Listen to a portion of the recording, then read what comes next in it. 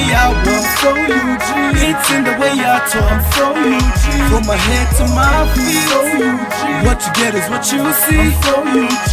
It's in the way I walk, so UG. It's in the way I talk, so UG. From my head to my feet, so UG. What you get is what you see, so UG. I'm so UG. Welcome to the So UG podcast. My name is the Myth, Mr. So UG. And right now we have new school leader, owner, bad man, the man with the money, the man with the girls. We have Flex the paper. What it do, man? Yes, sir. Yes, sir. Yes, sir. What's going on? Wow, man. All good, all good. Steady, steady. Yep. Yo. Excited to be here, finally. Yo, ish, man. It's like, I thought about it. I was like, wait a minute. I haven't yet got Flex on my podcast. Like, what the hell does that even mean? You know, but thank you for coming through. Thank you for coming through. Yo, I've always wanted to know. I don't think I've ever asked you. Where's the name Flex the Paper from? Wow. I don't think, I've never asked you, have I? No. Yeah. Where's the, what are you doing? The man has all the phones. Like, don't call us, all right? We'll work. Let's go. Where's Two phones, one for the plugs. Oh, and one for the? You know, this one's for the search you on Instagram to see and Snapchat. No, but yeah, where's the name Flex the Paper from? No, first of all, it was just Flex, to be honest, like high school. Yeah. Why? Okay, the fact is we're inspired by guys like Funk Master Flex. Oh, okay. You know, like but that's a thing. DJ. Yeah, exactly. But the music and everything. Mm-hmm. You know, hip hop. Then later on I was like, you know what, actually this also I'm flexible in different ways, like writer, producer, like I can sing, I can do different genres of music as well. Yeah. You get, I can do different styles of music, not just hip hop, you know. Mm-hmm. So that's where it came from, flexible, like flex, because I'm being flexible, like in that kind of way. Then the paper is motivated to get the paper. Ah, Yeah, okay. yeah. So You're flexible, motivated to get the paper. mhm. I always thought it was like, it was a play off your real name, Alex. No, It's so weird. yeah. What inspired you, like, what inspired you getting into this music? Because Yeah. slowly but surely I'm hearing about Flex, right? Like, oh no, he was with, I mean, your relationship with Benny Black before it's so far back. So like, what inspired you to get into Flex? Let's just have the conversation in school, going. like in school, Yeah. I think like any kid, you love music, Mm-hmm. but not every kid will really want to take it further, obviously. Mm. So even that's how it started. We started with just doing music for fun. Yeah. We listened to a song on radio. We're like, oh, did you listen to this song? You know, kids telling kids, then they want to mime it. Yeah. They want to sing. So that's how it started. Just the love. Mm. That's how it. So the love grew into something that later on, I actually got deep into it because I loved it. I found myself in studio. I found myself on stage. And before you know it, I was into it like deep. Yeah, like you're giving short answers, and that's not what we do here. This is not a radio show, my guy. Like, this is not a radio show. Can you? Yeah, like first of all, I wasn't even into hip hop. Yeah, As such. I used to listen to dance hall. dancehall songs, reggae, you know. I knew it. I knew it. It had Lucky to be. Dube, you know. Yeah, South African music at that time. So yeah. I wasn't like, oh, strictly hip hop and all that. But later on, like maybe when I was in my P6 there, coming to P7, my big brother had CDs like of 50 Cent, Jay-Z, Ludacris, people like Nelly. Yeah, So I started listening to these things, you know. yeah. Then I started watching the charts at that time. I'm seeing Sean Paul. I'm seeing Eminem, obviously. Well, now I'm listening to old albums that I had not yet even listened to, like Dr. Dre's Chronic, you know, and things like that. Okay. I started listening to them later, and then I loved hip hop because it was deep. Everyone had something it meant. Everything had like a story. Then you're imagining it even before you watch the video. You're already envisioning everything. You're like, the video will be like this. You know, it always comes back different. Yeah. Because they do abstract videos. But when you're listening to what the person's saying and things like that, Yeah, you visualize. so that's how something it else, was. Yeah. Started listening to Cash Money at that time. Yeah. Juvenile and then BG, you know. Yeah. T.I. later on, Lil Wayne. Yeah. That is now when I've just joined secondary. Yeah. Before I was senior 4, we were heavy on Lil Wayne, Econ. Yeah. Yeah, the usual names, the guys that were, yeah. So that's where it all comes So from.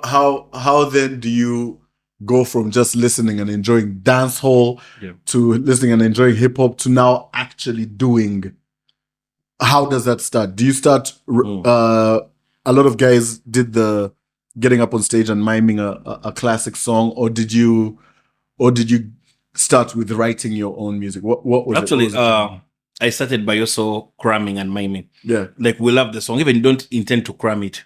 Yeah, but automatically it just gets to you and you get to learn the lyrics. Yeah. So I was listening to songs like Cameron's songs. Hey Ma. Yes, Hey Ma, whatever, yes. Joe Santana's lyrics, Jim Jones. Yeah.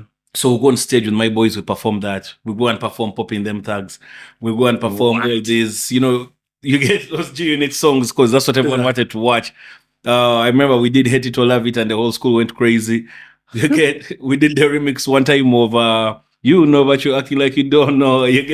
So these are the songs we are performing. And this is like, imagine senior 3 around there. So, senior 3. So everyone loved it. So, and that holiday we tell each other, let's go to studio and do a song. Next time we come back and instead of miming other people's songs, we come and do our own song. So I have a friend of mine who's called Jizo. Shout out to Jizo, Tanzania. And we go and, so I did a song with Jizo.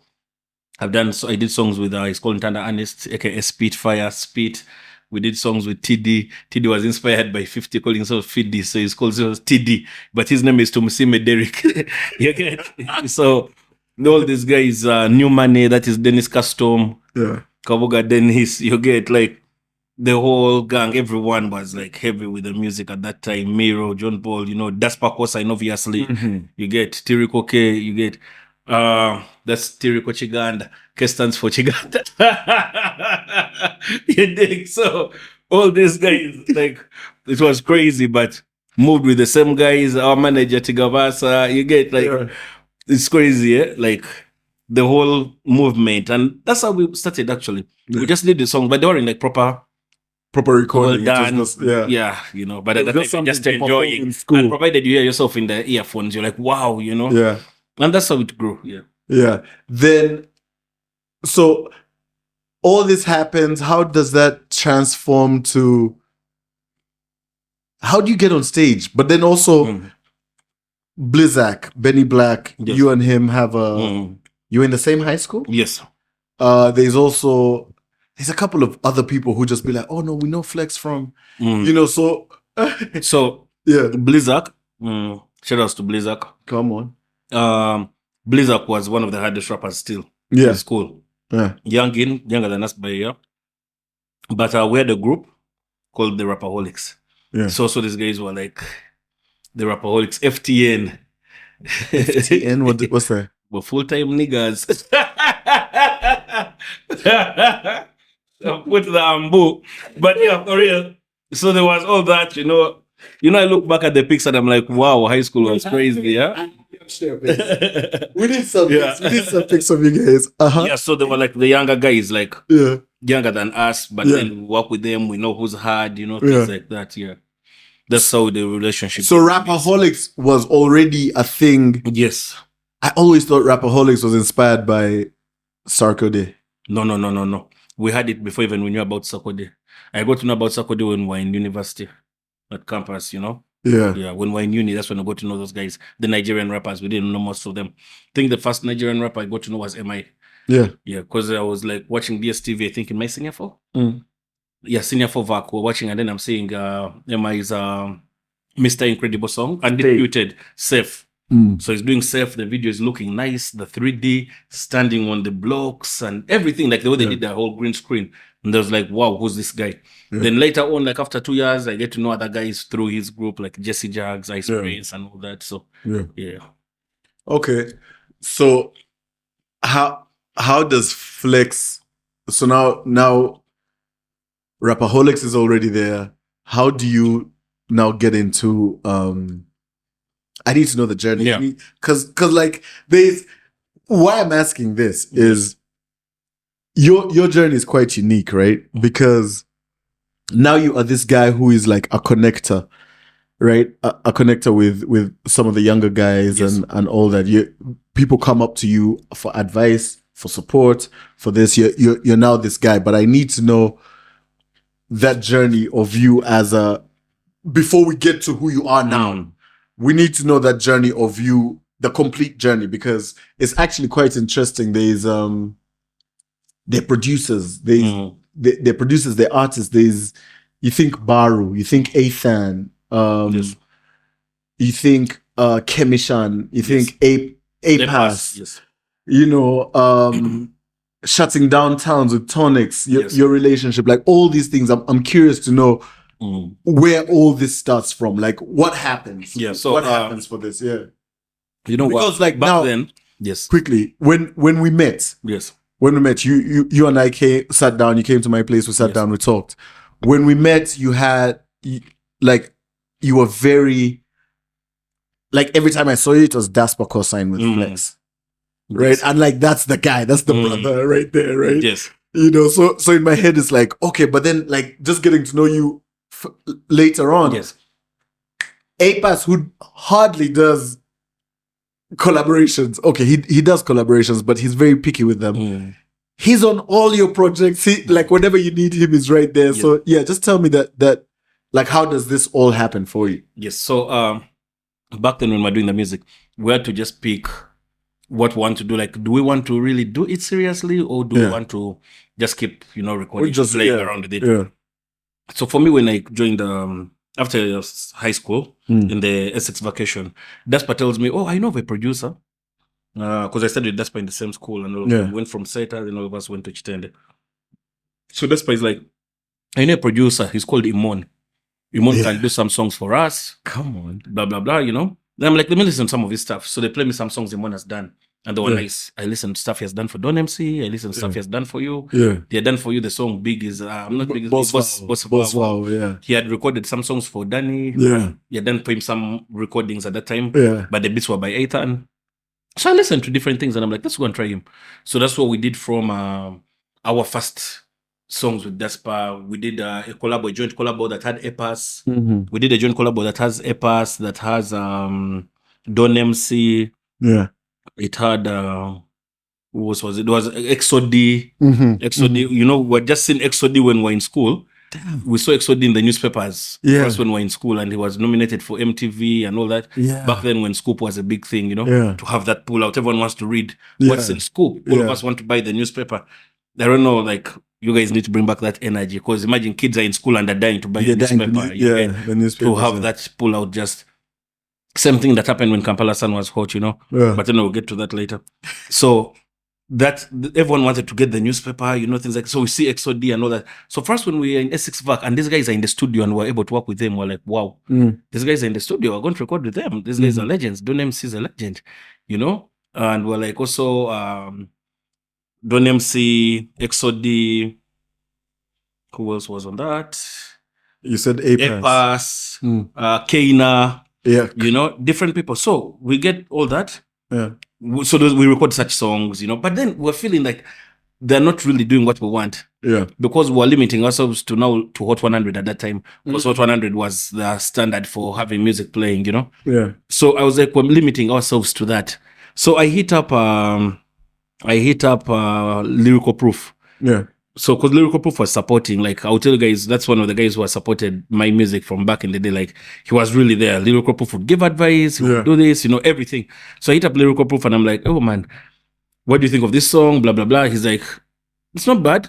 We can do something. Because Lyrical Proof at that time is unplayed with 100. So there's Lyrical Proof, there's Clear Cut, there's JNL, there's, it's the same names, Keiko at that time, obviously. Keiko had her bangers. Yeah. So we're like, wow, this, like, the whole combination of everyone was like on Hot 100, standard, So like, we're doing songs, but just the end on Hot 100, we're not crossing over. So we did a song. That's when Lyrical Proof actually introduced me to you, and we did a song together. You remember? That one was, we did, what was the title? Can't even remember. But we did something. Messed up my vocals. Yeah, that was Raw Records. Raw Records and the twins, Bava twin. My voice was nicely said to be here. Yeah. it got dragged here. Yeah. And I was like, Flex, please don't do this to me, man. Because now those guys of Bava Twins had been recording with Lyrical Proof at Hope Mukasa's back in the days. Bava. So from there, they were recording at Ngoni, right? no, they came to record at Roland's Raw Records. Yes, okay. In Buziga, that side. So that's also the time. So we did that. Then, I looked at the music. I'm like, now I've recorded like over 5 songs, but the hip hop, like they're all collabos. You're doing mostly Hot 100 and things like that. So I was like, how do I change the music? Yeah, I'm just about to enter first year. I'm like, how do I change the music? Big Trill, actually, also shout out to Big Trill, was already our friend because he had been working with us, like as friends, just, him. That's why he introduced me to Big Trill, by the way, for the first time. So we're working with him. Then he's like, hey, but I'm getting signed to BFE. Yeah, Baboon Forest and all that. Then that's why he's like, there's a producer. Because by the meantime, sorry, it's like I hadn't yet talked about Ethan. In this whole time, it's Ethan who had introduced me to Don MC. Ah, okay. To start with. We met, no, it's Don MC who introduced me to Ethan, sorry. Oh, okay. Yes, because I knew Don MC already through Imon. Yes. 100%. So Don MC, we're at your launch at Centenary Park. Yeah. We attended your launch at Centenary Park. For the mixtape. Yes. September, so when we were there for that, Don MC is like, oh, this is Ethan. I'm like, what?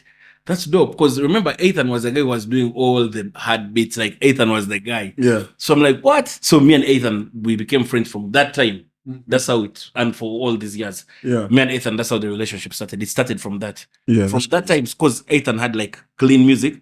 I would listen to Ethan's beats. They're not mixed, but they sound like they're mixed already. Ethan's songs, you don't need to have files to do anything. It was already clean, So at that time, he had already done songs like Nauli Danga, and this one would attended the concert and it was... Yeah, there was fire. It was a sold-out concert, so huge. Yeah. So we had already seen the whole journey of all these things and we're like, wow. Yeah, Fire. I listened to Fire at your house before, actually. You never released it. Yeah. And Just Jose just sent you a demo. You had voiced it with Just Jose. Yeah. And I heard it and I'm like, wow. On your Sony speakers, they were loud. And I was like, this is clean, So that's the story with... Look, that's with Ethan. So where was I? Trying to figure out how to branch off. Yeah. When I met Ethan, so since we're ready now, that's the period we'd also meet Ethan. And we're thinking of branching off. So I'm like, we can't keep doing this hip-hop. So the first song we did, that's why he's like, oh, you have a beat Ethan gave you. Let's actually use that beat and record something with who? With Sam Lamara. Oh, okay. So that's how they introduced me to Sam. Yeah. So they take me to Sam's studio in Namuwongo in the garage. I meet Sam. That day he was recording, he was mixing something for someone.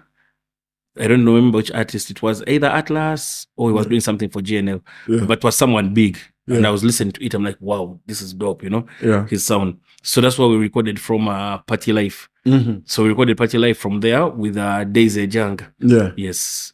So Daisy Jang, talented artist. So we did for us. So that was my first breakthrough song. If I'm talking about like a breakthrough song, it was that one, Party Life. Because for it, we released it as an audio.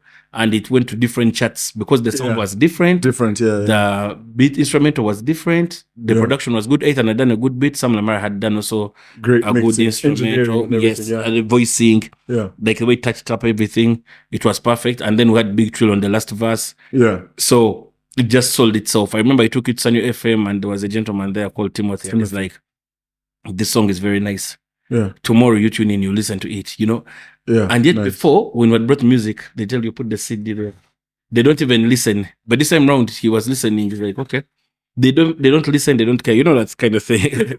So even these young artists need to know also went through that. Yeah. So when he texts that, I remember there was also what's his name? Big Ben. Yes. On Sn2. Yeah, the real Big Ben. Yeah. On that thing, on the Sn2 radio show. So Big Ben gave us a what? Gave us also like a countdown, told me come for an interview. And actually, I had done no interview. You won't believe this. Oh, not even at Hot 100? Nope. Because you were just music. Yeah, Hot 100, remember, would give music, but they don't give us interviews. Yeah. Because we weren't yet there, you get. Oh, that's... The interviews were, because we were just guys in S6 back. Yeah. So the people I'm talking to at Hot 100 at that time, the only person who cared was Mackenzie. Yeah. Because I would talk to Mackenzie even on phone. I would text him, I would call him and I'm like, yes, sir. Okay, please, thank you. Like he's now you're like, hey, nigga. And then fast forward, I started writing for Mackenzie verses. Yeah. You Oh, get? wow. Yes, we wrote some verses for different songs and stuff like that. But back then, that is how it was anyway. So, yeah, so when we came to Sn2 gave us interviews, you know, like I was like, wow, this music can do like this. Yeah. So I go back to Ethan and I get an old song we had done. We'd done an old song with Daspa, but Timon had produced it. I give it to Ethan and tell Ethan, let's redo this song. He changes the whole song. He redoes it. It was called Torture back in the day. So we changed it to Burning. Oh, So now, yes. And now at that time, Tracy had done very good choruses with Lyrical Proof. So LP had already connected me with Tracy. We're talking, like she had become a friend. Like I would meet her, you know, talk and normal things. So Tracy's like, yeah, I can do for you the chorus. Super cool. Let's do it. So I meet her. I sing for her how we want the chorus to be and everything. Yeah. She's like, cool. Then Ethan's like, but this song, we're not going to mix it. We're not going to record it with Sam.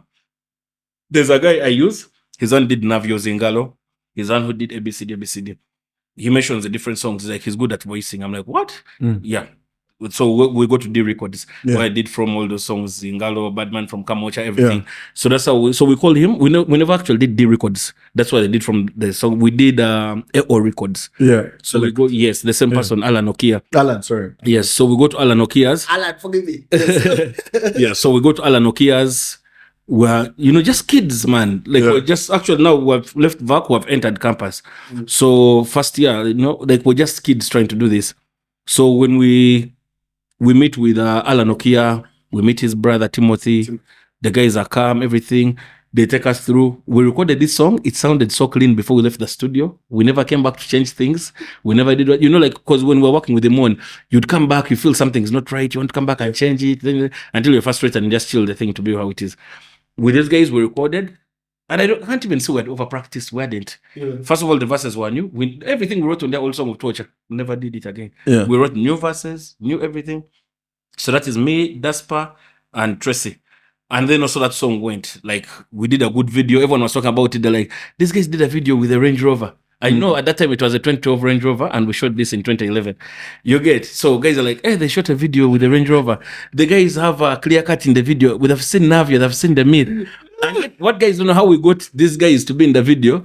For us, we had gone to ambushed us at studio. No, we had actually gone to, we were meeting JT. Yes. Yeah, so JT was there. And then you guys had come for something. We were recording, I think, with Unique. There was that time when we were trying. So even Unique actually was there. Yeah, because we're doing the Daru remix. I think it was like an idea that we had for that song. Because JT actually was supposed to just hold the lighter. Yes. Because guys were doing Burning. And that's how that whole cameo came by itself, you know, God engineered. Because that cameo wasn't planned. That, hey, we called Navio come to the studio this time. No one was called like saying and come together. Yeah. And that's how that came about. You know, you get. Now when that video came out, I kept laughing because I was like, you were inspired by South Africa. Yes, We're Rolling.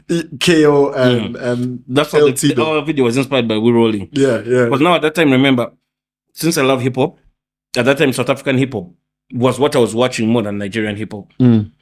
Although later on, earlier, during that same period, we had seen We Rolling, super nice video, I'ma keep t-shirts. So even as we got I'ma keep t-shirts, a t-shirt was expensive. 240k back then. 240,000 Ugandan shillings. This is 2011 for a t-shirt.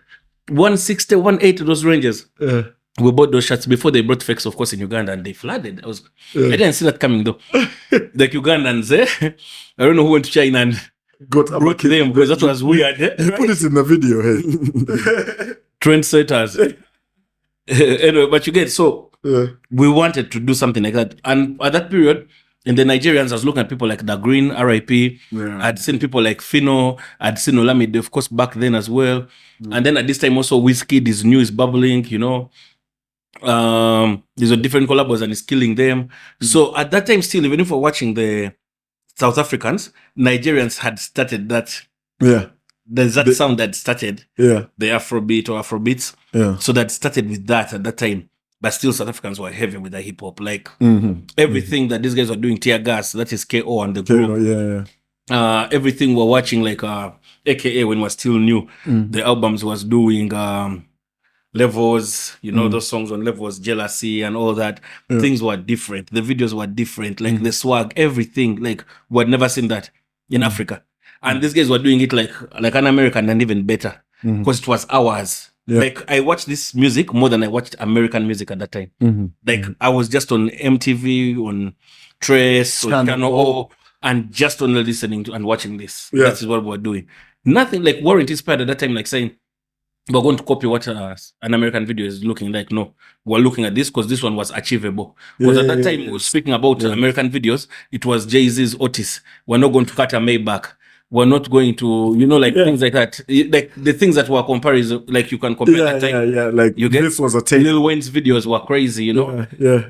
With the strippers and everything. So this one was something we'd look at and we're like, wow. I can do So that, I watched a video of Tear Gas and that Sun City and all that, and I'm like, we can get a hotel as well, shoot like them at Sun City, get the drip, clean camera angles, and the video is done. Yeah. They never used to do too much, Yeah. So that kind of thing. They do videos in houses. Yeah. Like they get a good apartment, they shoot inside an apartment. Clean, what? So that's the whole thing. Videos on a black wall, on a white wall. You just pay a warehouse, shoot on a white wall. That's how we did the video with what's the name? Commission. The video for More.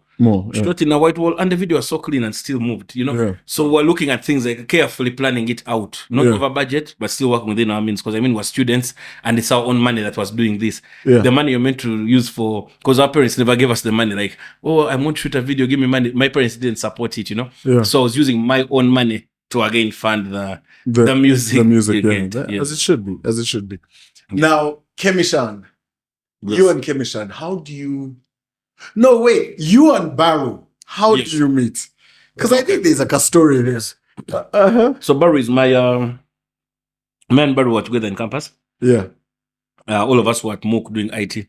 Yeah. So Baru sees me in school. He's like, I've seen you on TV. If I says, actually, I want to talk to you. I'm like, okay. I'm like, let me listen to what he's saying.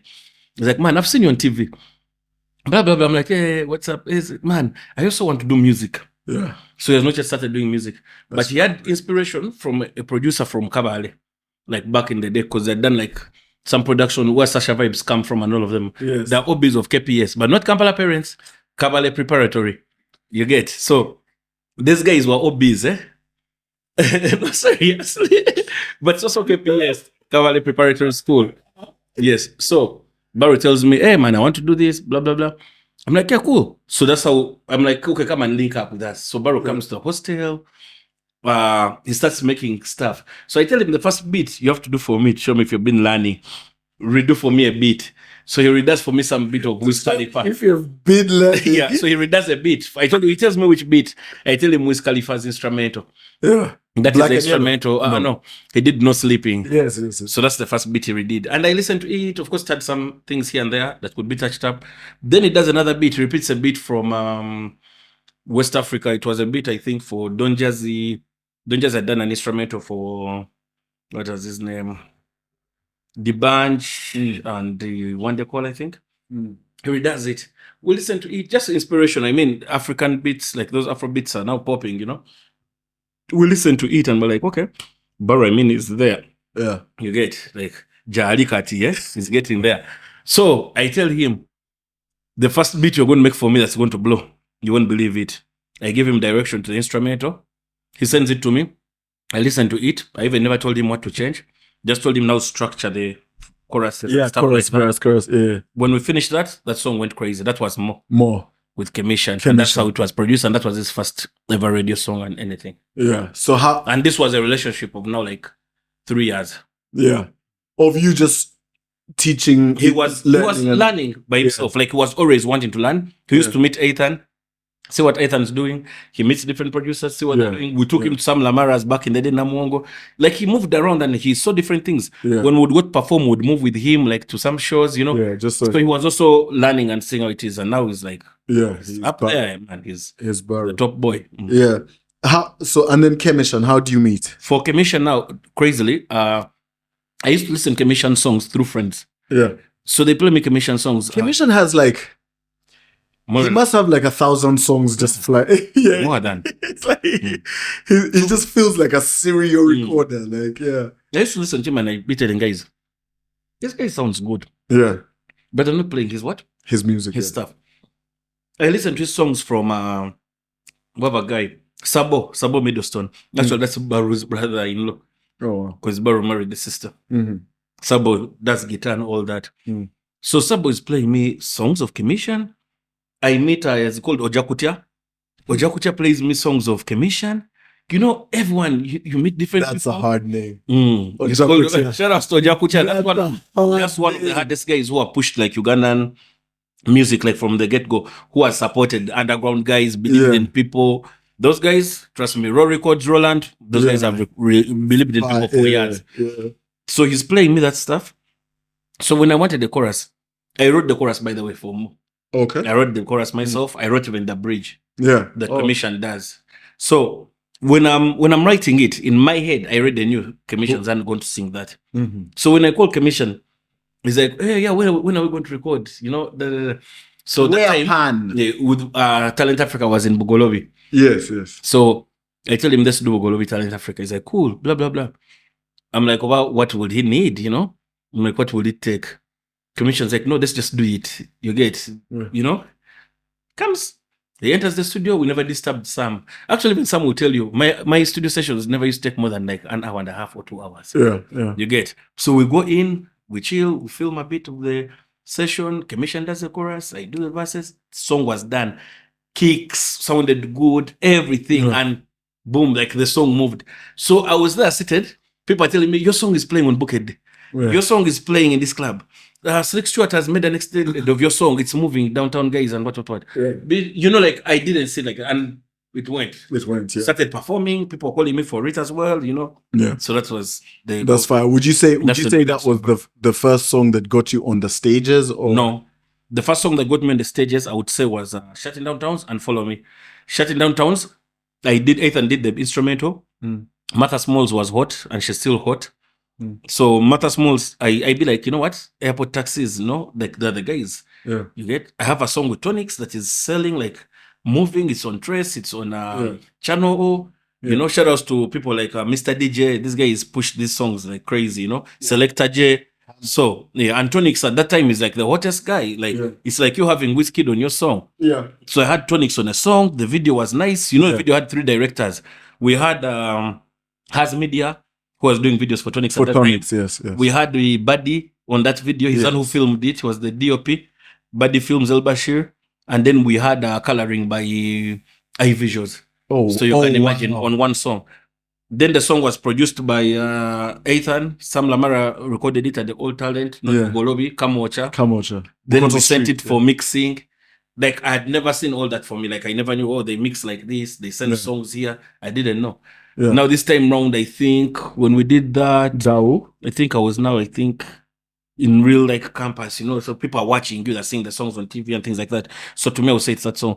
Because with that song, XFM had just opened in Uganda and all that. So that was like the songs that were playing a lot. So they paid us perform on different campus things. We did like XFM's Nalika in Chukoni. We did that, the campus tour. So we did the KIU. So, and they were paying. So these were our first things where so I can say that's a song that first made its thing, and people liked it a lot. Like everyone would sing it, people would know it, like people knew it everywhere I go. The campusers, because now it was something new, you know. And that time they're looking at us like how they sing Camp Mula. But now they're with you, so they felt that connection and all that. Then the next song immediately after that, and we weren't even wasting time. When that was done, like when we released it was already moving. Within like 7 months, we had already recorded Shutting Down Towns. It also came and did its thing. I think if they was talking about trending on Twitter, back then I think we trended more than trending, just because we never saw those things. We never knew what trending was. But I remember you'd come and check, you'd see Shutting Down Towns, and the whole day, like, you have more than 100 tags of the song. When the song is new, you get. Yeah, fire. That's true. Then the video was so nice, and everyone was talking about the video. They're like, wow, you guys shot a clean video. And where was that video shot? Here in Uganda. No, nigga. Yes. Yeah? I know. The location. Were you at campus at one of the hostels? No. Oh, okay. Because I thought it was. I don't know why. No, we shot it at Lugogo. Okay. The guy said here, Kampala. We did Lugogo. Yeah. And then we did another building. That's why you can see people be wondering where the place is, because one of the shots, I mean, an elevator, you know, glass building, glass elevator. Okay. So the glass elevator has like big lights and all that. You know? So people were confused by it. But that's Kampala. The building was new and they let us use it. Yeah. Then we shot the shots of the G-Wagon. No one had done those things here. Yeah. So we shot with the G-Wagon, you know. Yeah. Crane, using also a crane at that time. Those shots when we were rapping and the cameras up. Yeah. You know, we invested in all that. In that stuff. And while we did that, we were watching Trace, we were watching MTV, we were watching Channel happening. So we wanted to create something as like that. Yeah. Shout outs to Great Make. I worked with Great Make, who created that, you know. So that was with that. And Martha killed it as well. Come on. So yeah, so I would say those two songs are the ones that I would say really created the vibe. Helped you. Yeah. 100%. And I never had a lot of songs. Every year I just had one song. Yeah. 1 or 2 songs, and that was it. But every song had impact. Yeah. So I used to look at it in that way of like, I rather spend time on 2 songs and make them perfect in terms of like the quality of the video, the quality of the sound, and see how to grow to the next one than me just recording a lot of things aimless. And at that time, I was already tired with that thing of every time we're in studio recording the same things. Then like, I'm sorry to say this again, then it's Hot 100 music. You know, it's just going there to be played on a hip hop channel. Yeah. Like what next? You know? I wanted better. I wanted to do something different. I wanted to grow. Yeah. So that was the only way. And to grow, I just said I would just choose quality over quantity. Yeah. Yeah. That's not a bad thing. Now in all this, you've mentioned all these people you're collaborating with, all these people you're working with and all that, which is fly. But what's happening with Rapaholics? You and Daspa. Yeah. So Daspa left, right? Yes, Daspa left. He actually left. He left around the time when we did Shutting Down Towns. That's why in the Shutting Down Towns I mentioned it. Yeah. I feel like Rapaholics doing shows down in Amsterdam. Yeah. Yes. So Daspa had gone to Amsterdam at that time. And for Daspa, even during that time, we were doing songs together. Even him, he had his own thing going on. Daspa had collabos with Big Trill. He had collabos with Sino MC. Yeah. You know, he was still doing choruses for different people. Yeah. CD, you know, he had this thing going on at that time. Also did something with him at that time. Yeah.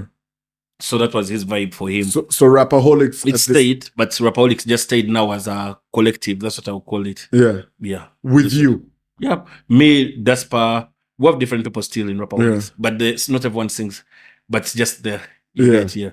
But that's why it's Rapaholics. That's why the girl them be. This is like DMW. They make music worldwide. You get not everyone sings. Let's show you here. I get it. Now, you have... It's so weird because I know you, right? Like we hang, we chill. You're my guy. You are... For me, you're like one of the most calm people that I know. But somehow you're always in some drama. No. Somehow you're always in some drama. Example. The UG Cypher. You remember you and I are talking and you were like, yeah, you wanted... I think you knew what that song, that moment was going to be. And you were like, yo, make the call, get on... And you have your line bigging up Navio and drama. Actually, no, and actually this is even the best platform to speak on it. Yeah. Because even at that time I never really spoke on it as such. Yeah, you just moved away from it. Yeah. Because there was some small group. What was it called? It's the only one that had an issue mostly. It was called Family of Hip Hop or something like that on Facebook. And it was full of like different rappers, obviously, you know what. And instead of like solidarity or people working with each other, that group always people hated on each other. I actually even never used to really post. You know, like how it's crazy. Eh? You're all doing hip hop, but everyone has something, you know, to say or whatever. So when I say shout out to Navio, the UG rap king, this is facts. How Navio was the artist who had just done a concert now Liranga, sold out, like pure hip hop, a real concert sold out. This is a person who had just signed different artists at that time and worked with them, and they were doing well. Don MC had just worked with Navio. Unique was working with Navio, and Unique was doing his shows and doing his thing, right? Me Flex personally, I'd also worked with Navio in that period, like in different capacities, you know. So shows we performed with you guys. I remember in campus at those bazaars and what we went to Entebbe together, performing in Entebbe on those different shows in Entebbe. This is someone doing something effortlessly, like, and minus just saying that he's putting people on. He's also someone who's doing something because he's looking at the growth of the game. Like as a whole. Because the more you do such things, then you're looking at the game and how it's growing, not just yourself as Navio. Because I mean, he has everything in that time. At that time, you've just done the concert, you have billboards with Pilsner, so you have some good money from Pilsner. You're the one on every collabo, beat Mr. DJ, beat Whistle Song, beat what you worked with GNL at the beginning of his career, and he stayed relevant to what he is.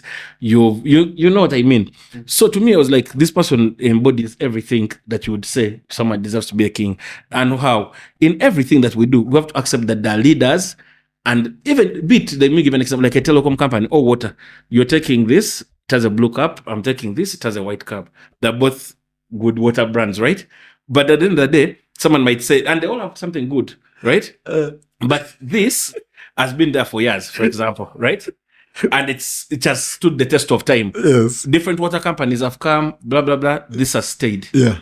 It has stayed up to now. So that's what they call market leaders. They will stay because they have studied the game, like telecom companies with what's called, like this, I just mentioned this, okay, MTN. MTN is a market leader. It will decide prices of other many companies have come and gone. Yeah. They will even give you guys that pay one can hold for a whole week. But they won't be what MTN has still done. Do you get what I'm saying? Yeah. So a market leader, you studied how he had studied how he has done his game, and he has also studied how the game can grow. Yeah. So these market leaders like the telecoms, they're going to now give us 5G. Because the market leaders doesn't mean that you still give us 3G. Yet a newcomer is going to do better. You get? You also change. You go with the times. And was doing that. He had done songs with Ethan, Afrobeats like what's the song called? One and Only. He had just done a song. I love the song. Actually, it was one of my best on his on the album. Then he shot in the forest and all that. Trouble. Yes, Trouble. You know, it was ahead of its time. You know, so I was listening to all this stuff and I'm like, this is what it is. Yeah. Do you feel like, and I don't take it back. so no, 100%. Here we're having a conversation. I think what a cipher is, what a cipher tends to be is you coming and flexing your muscle and saying like, yo, I'm the nicest. Very true. Do you feel like that's where they were coming from, hey, okay, yes, cool, he's the guy. Yes. But it's a cipher. Tell us about you. Thank you. And that's good you asked that. Yeah. Now, thank you. First of all, that was my first cipher. Yeah. You know, like with Ugandan rappers, I know it had every rapper who with merit was meant to be there. Now, for me, if this is an opportunity for me to rap, right? To an opportunity to come and say who I am and whatever. Not that my other lines were weak. You just picked one line and everything, you know? So if this is a platform where I'm coming to speak, I want to use it to speak the way I want to speak, not what they expect of me to speak, how they want me to say. I come and say, I do this. Very cool. People do that and I don't mind that. I'll give you how Kanye West will do it. I'm not going to do it how you want to do it. Kanye would praise Jay-Z non-stop on different things on He has the song Big Brother. Yes. You get like, and you'll see even the way he would talk about him like in different songs, you know, and how he's doing that, whatever. And on his interviews, remember he used to talk about the excellence he has seen and how he aims to be that, how he wants to join Rockefeller and it's what's his name, Dem Dash, who's connecting the dots and things like that. So whatever platform I would come to express some feeling at that moment about something, doesn't matter whether it's a cipher, whether it was, you get, I was rapping and that came in, I was like, this is the right platform again to give someone his flowers. Because again, you guys are going to talk more here, but if I said it on a verse of a little less known rapper, you maybe would not have listened to that. Listen to it, yeah. I guess, so. Okay, I get it. Tell me about writing. I just want to diss Mackenzie, but it's going to be like, tell me about writing music for Mackenzie. No. It wasn't many songs. No. I'm trying to trust the guy. Mark Brace is my guy. Come on. Let me behave. Yeah. Let me behave. Let's quickly go to Not For Sale mixtape. Yes. You took your time with that mixtape. Yeah. You took your time with that mixtape. You put a campaign behind that mixtape. You traveled before releasing the mixtape, and you did a tour. Tell us about that mixtape, the making of that mixtape, and why the title, and all that type of stuff. Before the campaign came in, yeah. What was the meaning of Not For Sale? So I'm done with uni. Yeah. As 2014. 2015, I'm around again. 2014, I'm moving everywhere. I'm meeting people like D-Rain. I'm meeting Kushe, Yvonne Kushe. I'm meeting Big Trill. I'm meeting, of course, I know Big Trill, but I'm saying like we're always meeting all the time in the same place. We're meeting at Buddies. Yeah. Because I'm staying in Chambogo. Buddies is just up here in Nalia. So we just always chill during the day. We go, you don't have direction yet. You're just out of school. Yeah. So we're always doing different things. Then we go and perform. We'd always be performing like different places. Shout outs to people like Gareth Onyango, who always used to give rappers chances. No shout out to Gareth Onyango. Yeah, shit. we went to the Hot 100 explosion and we shut it down, like proper shutting it down. Yeah. All the kids came for pics. We sold the merchandise and made money off it. Shout outs to people like Gloria Gumash was there. Yeah. Shout outs to Ethan's cousin Mark. Shout outs to Ethan himself, obviously, Kemishan. I have to give my guys props. The guy who did the song, Great Mark, Great Mac, I mean. Who else? Like, everyone came through, man. Crazy. Skills was there. Skills. Yes. Has the rapper who's now in Nigeria. You get, because also we were working with him at that time. We worked with him like for 2 years, different ways, things like that. So then, so we go through all that. We're just doing shows and all. So when I traveled to go to Europe, when I went to Europe, I saw like the music in another way. Mm-hmm. Like I saw it in another way. I was like, I've over recorded singles. I've done this. I've never released a project. But people want a body of work. Like they want to hold your CD. People want to say, do you have an album? They want to go to Spotify and stream it. They want to go to iTunes and all this stuff. And I didn't have anything. Yeah. Because in total, I think by that time I had like maybe 10, 11 songs, which I'd done over time. Because even that time I'd done Leader, the song for Leader with Sheila Wire. All those music is that. Then I'm like, I need to start something new. Like for the mixtape. The old music I did it, like I said, I had maybe about 11 songs to my name. Like if I say Leader, shout out to people like Eugene Lucas, Leader, more Shutting Down Towns, more, Follow Me, all that. Yeah. Plus the collabos, there were about 11 songs in 4 years, which is crazy. People do 11 songs in a day. I was lazy. Don't be lazy like me. Anyway, so so when I'm in Europe, I'm seeing how people are doing things. I attend festivals. I perform at festivals. I even did a club called Universum. They paid me. I was the main artist just to go there underground. They wanted to listen to more. Dancehall. It was a reggae dancehall thing, and the show was on a Sunday. I did Mr. Africa. I was the main artist from Uganda. It was full of Africans. The show, it was in Stuttgart. That's in Germany. Did different countries. Anyway, so I tell myself, once I go back to Uganda, first thing I want to do is start compiling a project. Work. Yes. And for that time, I said I want to do something called Not For Sale.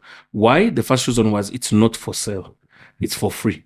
Because I had not given my fans anything like in terms of a project like an album or anything. So I said Not For Sale will make sense as also a title. Because it's not for sale, and again it's But then at the same time I said I have to have purpose behind my thing, because at that time there was a lot of which is still there, but at that time I think it was at an all-time high.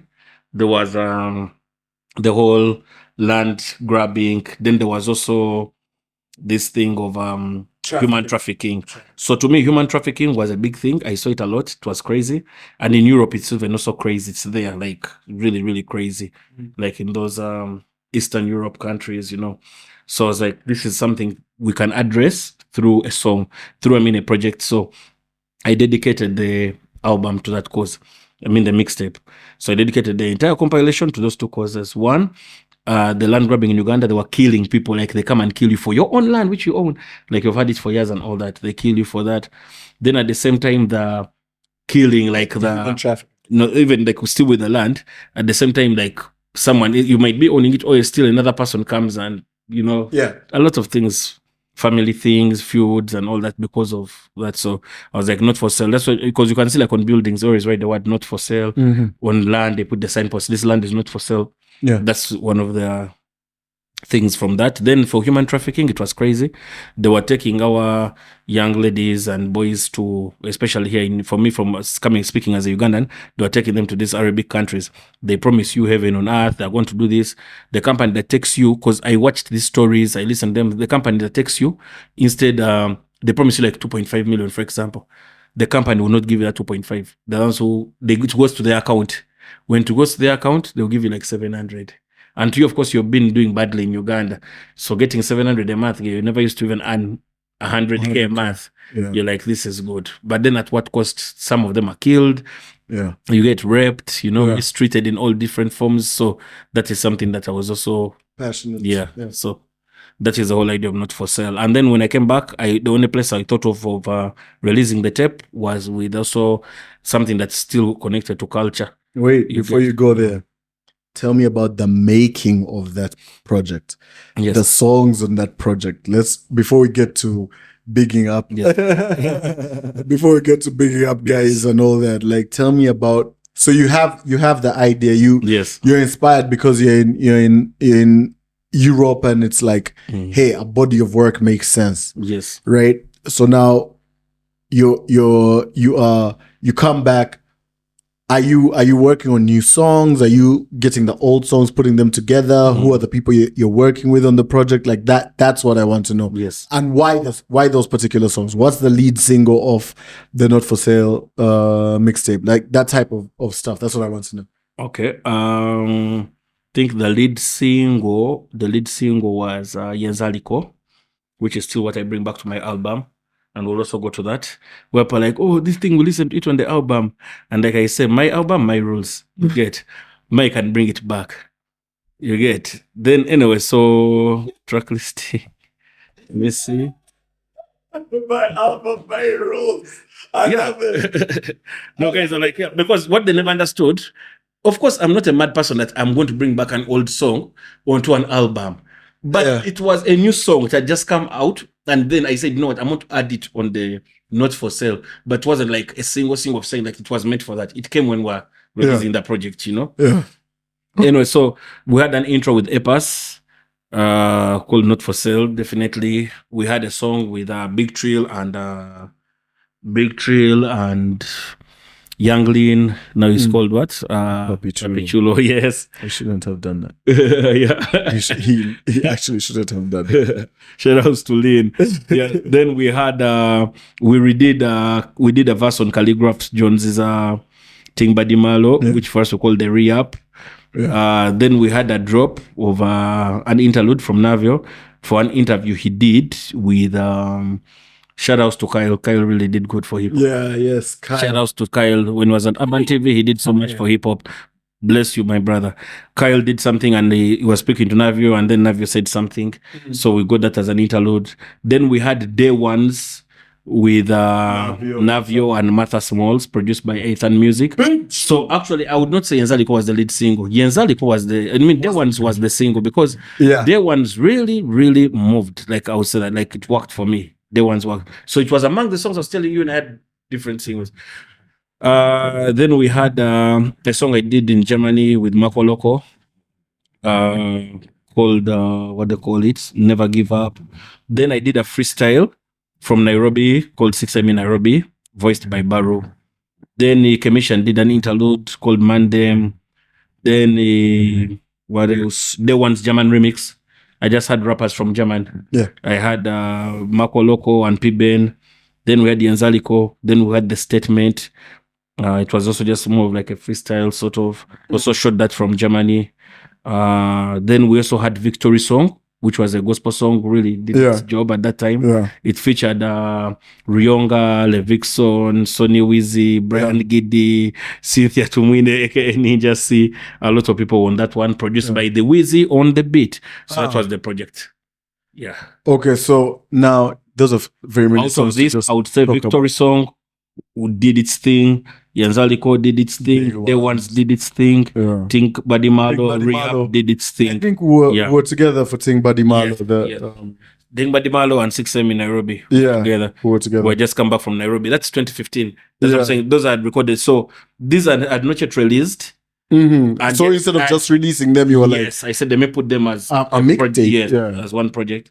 yeah. Yes, so that's how one. We did videos for the one with Marco Loco. We did videos for Victory Song. We did videos How do you? I know you're in Germany. You're meeting Yes. with these rappers, yeah. but how do you then get to collaborate? You know, you have the song, then you give them the remix for Yes. one of the joints. Like how does that relationship start, and where is that relationship? Actually, the relationship came from Daspa. Daspa knew the guys. Okay. Yes, so these guys actually flew me to another state. Daspa cosign. Yeah, Daspa co-signed. Yeah, co-signed like the name. It's right Yeah. there. So these guys flew me to another state Yeah. because we're in Marburg. Then these guys are like, oh, these guys are in Stuttgart. Let's go. Yeah. So we got to Stuttgart, worked with them like for 3 days, came back. Yeah. Then again went back, then Shoot. shot a video. Mm. You get things like that. That's how. So are you guys still working? I mean, Yeah, it's family. yeah. Yeah. I have different connects actually, like when it comes to Europe, different Yeah. rappers in different countries. And also for my new project that I'm working on, I'm working with different people from different places. Yeah. That's fire. Yeah. So Flex becomes this guy in the industry, you know. Everyone, I mean, the success of Not For Sale is very evident. I think it changes your asking price, performance fee. Yesterday's price. It's not today's praise. It changes. Yeah. It changes that. But then also you start. Every interview we had at that time, you start talking about Kampala Boy. My album, Kampala Boy, and every time I'd be stressing you, where's the album? Like you'd bring. Actually, I talked about it when before Not For Sale. Yeah, for 5 years you talked about before Kampala even Boy, Not For Sale. Mm. right? So I want you to answer 2 questions. Mm. I think it's about time. B2C, Yes. Kampala Boys. Mm. Like, do you feel like? I mean, come on. Do you feel for 5 years you're talking about Kampala Boy, then B2C comes in and they're like Kampala Boys? Do you feel a certain way when that happens? Honestly, yeah. However, no, don't tell me. However, fuck that shit. No, Tell me you feel like and I won't tell you. However, one thing that people in Uganda don't understand: hip hop has a lot of influence. Yeah, but these guys do not accept that. Like the other fans be thinking, B2C is the first Kampala Boys because their songs are more popular or something like that. But no. I was using this for a long time. I had artworks of this even when I did Shutting Down Towns. Shout outs to Papa Shot It. We also spoke, Shorty and Zaliko. This one we did that stuff, those artworks. So Ugandans will be like, oh no, these guys are the ones. No, they weren't. We created the words, like we're the ones who started with those Kampala Boy. I mean, first we had inspiration from people from different countries. There's London Boy, Cheap, There's all this. This is old stuff. Yeah. When did these guys watch that? No. It's just something with like how people are saying rapaholics, then shibaholics, or this is. Oh wow! Definitely, these people. Shibaholics and rapaholics, they couldn't have. Mine here, I don't know. I'm just telling like you. rapaholics before. Yes, definitely rapaholics since senior 1. Like you get senior 1, senior 2, and remember you can't say that. And our songs have been playing. The people know the one. When I'm even speaking, when I'm even saying, when I'm singing, like. My songs or whatever, I would always put Kampala Boy in the intro or I'll put it somewhere. So this is something that they know. It's not like I don't move with Makinde guys or whatever. They know the music and stuff like that. Yeah. So definitely have a big feeling they jacked that. 100%. Yeah. How does it make you feel? No, I don't feel anything. Because like you said, bigger brand, which means bigger audience. Do you feel like? But yes. Yeah. Do you feel like it messes up your? It doesn't at all. It doesn't. Yeah. That's what I was going to say. It doesn't take it away because the identity stays. Everyone knows I'm still the Kampala Boy. Yeah. So you get, even if the called Kampala Boys. Yes, but still it doesn't take it away. Yeah. Not at all. Okay, perfect. I thought you were going to talk your talk. No. No, because even I never knew at first. Like I said B2K, like B2K from US. Or you get, like I never first got it. Then I was like B2C. I thought B2K or something like. Bro, come on. You said B2K from you. I didn't get it at first. Then I was like, oh, apparently they needed a name. because they were going to take their name because they were suing them. They had left their label with some other members of theirs, so they couldn't use B2C. Isn't it? It's B2C. I don't know. BC2. Bro. Okay, BC2. So they had to get Jack someone's thing, you know. But it's all love. I mean, the music's not bad. They want to eat your banana. No, isn't that the song? I used to eat your banana. Right? I've never understood that line. Why I'm the one asking questions, don't be asking me. Ask the guys, the viewers, who understands that line. I've never. Bruh. Tell me about Kampala Boy album. Let's get out of this murky.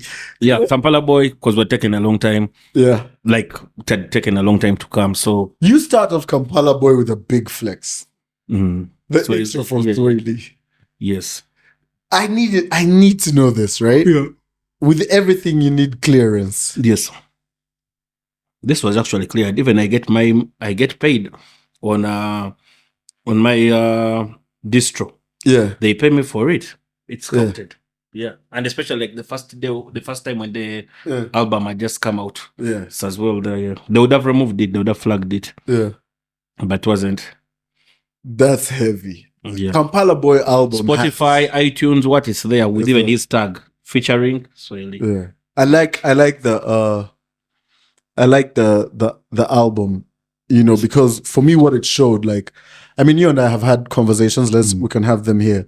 Like the delivery, what you're saying, like you had this thing of, and I think I've told you before, you had this thing of when you're writing a rap, you can be there on the 8th bar, then you'll be on Snap.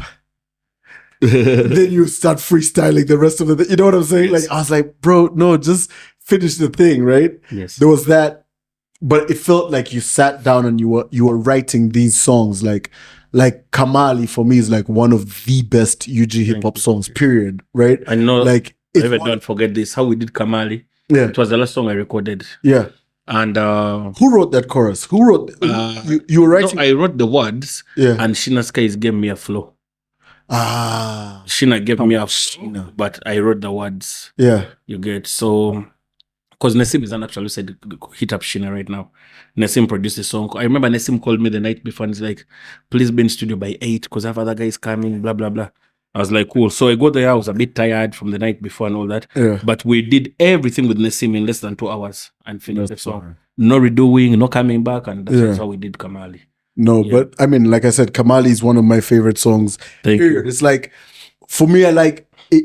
It captures, there's something that it captures. Like when, you see, that's why like I do videos with it, like a lot. Yes. Like, you know, I'm in the whip at this night. Yes. I'm like, Kamali. You know, there's just a Ugandanness to that particular song. You have Mbikwasagwe when we're talking Sheena Skies. You have so many songs in there, you know, and I was happy that there was a growth, right? Like and I think people started talking about that growth of Flex on Strength in Numbers, the stuff that you were doing on Navio's album, right? Like there's a way guys were like, oh no, this guy showed you were present. God, like all these things that were influencing and I did that as just one take. Yeah, at Sam Lamara's. Yeah, I just did that as one take and it was done. But it was dope that there's a comfort level that you reached, and on Kampala Boy, like when you listen to Not For Sale, it's a good project. Yes. It's a good mixtape. It's fun. It's supposed to be. It is a mixtape. Yes. But when you listen to Kampala Boy, there's a growth on it, right? Yes. There are things that you did, having Wake come and do the Kampala Boy poem. Yes. These little pieces that you do. Even the artwork. Like, I mean, I can talk about this album forever. Just tell me about the making of that. Fuck telling me track lists. Tell me about the making of that album, because I know where you're going.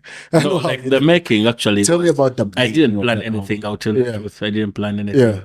For example, the song It Chapter felt Gay. very planned. You know what I'm saying? The song Chapter Gay, I'd had it like for we'd had 3 years. Yes. Since like 2017. When I did Yenzaliko, that's when I did Chapter Gay. Yeah. But I'd never put verses. I'd never written my own verse. I'd never put anyone's verse. I remember you. Navio wrote his verse. You pitched 2 years after. Yeah. You said You like know? we did something and you kept telling me, nah, bro.